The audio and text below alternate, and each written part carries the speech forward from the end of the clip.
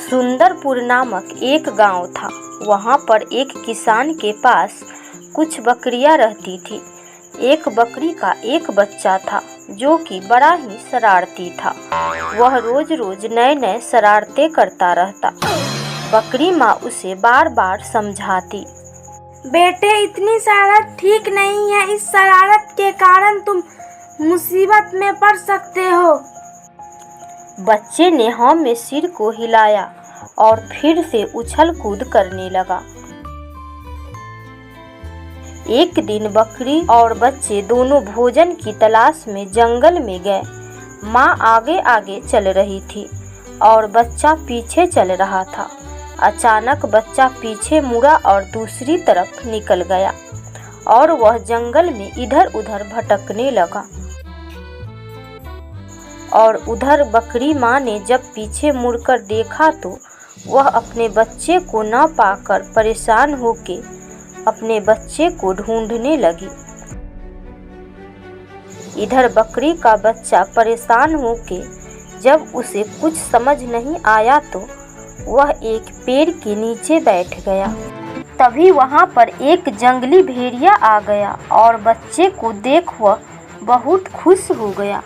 अरे वाह, आज तो बड़ा ही मुलायम मांस खाने को मिला है, आज तो मजा ही आ जाएगा। भेड़िया की बात सुन के बकरी के बच्चे के डर से हाथ पैर कांप रहे थे। जैसे ही भेड़िया आगे बढ़ा वैसे ही एक आवाज आई, अरे भेड़िया महाराज रुकिए तो सही, इतनी जल्दी भी क्या है। भेड़िया जब पीछे मुड़कर देखा तो उसे एक बकरी आते हुए दिखा। बकरी को आता देख बच्चा खुशी से उछलने लगा। कुछ ही पल में बकरी वहां पर आ पहुंची। बकरी को देखकर भेड़िया खुशी होते हुए बोला, अरे वाह, 250 ग्राम मीट के साथ 2 केजी फ्री, अब तो और मजा आएगा। बस ज्यादा खुशी से उछलने की जरूरत नहीं है। जब तुम्हें मालूम चलेगा कि हम किसके मेहमान हैं तो दुम दबाकर भाग जाओगे। अच्छा, ऐसी बात है तो तुम बता ही दो कि तुम किसके मेहमान हो। हम शेर खान के मेहमान हैं। उन्होंने मुझसे कहा है कि इस जंगल में कोई भी प्रॉब्लम हुआ तो मुझे एक बार बताना, नहीं तो एक बार जोर से आवाज लगाना। तुम मुझसे कहो तो एक बार आवाज लगाओ क्या?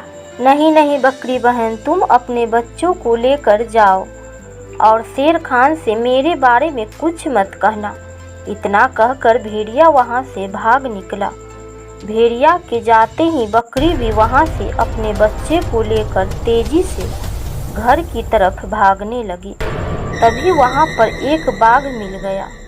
बाघ को देखकर बकरी काफी घबरा गई, मगर वह हिम्मत जुटाते हुए बोली, क्या हुआ बाघ देवता, आपने मेरा रास्ता क्यों रोका है? मैंने तुम्हारा रास्ता तुम्हें खाने के लिए रोका है। अब मरने के लिए तैयार हो जाओ। आप मुझे खा नहीं सकते। क्यों नहीं खा सकता? तुम कोई तोप हो क्या? नहीं, मैं तो तोप नहीं हूँ, मगर शायद आपको पता नहीं है कि आप मुझे मार कर आप भी जिंदा नहीं रह सकते। बाघ घबराते हुए बोला, मैं तुम्हें खाऊंगा तो भला मुझे कौन मारेगा? कहीं तुम मुझसे बचने के लिए तो कोई बहाना नहीं बना रही हो ना? अगर आपको विश्वास नहीं हो रहा है तो आप मुझे मार कर खा सकते हो। बाघ बकरी की बात सुन सोच में पड़ गया। कुछ देर तक वह शांत रहा। इस पर बकरी बोली, अरे बाघ भाई, इतना सोच क्यों रहे हो? अगर मुझे मार कर खाना है तो खा लो, मैं तैयार हूँ। बकरी बहन, तुम भी खूब मजाक करती हो। भला मैं तुम्हें कैसे मार सकता हूँ? मैं तो ऐसे ही चेक कर रहा था कि तुम सच में महाराज के मेहमान हो कि नहीं। अब तुम जा सकती हो। इतना बोलकर बाघ भी वहां से भाग निकला। बकरी भी तेजी से आगे बढ़ने लगी। कुछ ही दूर आगे गई तो सामने शेर खड़ा मिला। शेर को देखकर बकरी की तो जान ही निकल गई। बकरी को समझ में आ गया कि आज तो मरना तय है, आज शेर मुझे नहीं छोड़ेगा। बकरी ये सोचकर डर से कांपने लगी। तभी शेर बोला, अच्छा हुआ तुम दोनों मेरे पास आ गए, मुझे बहुत जोरों से भूख लगी है और कोई शिकार भी हाथ नहीं लगा। अब तुम दोनों को खाकर मैं अपना भूख मिटाऊंगा।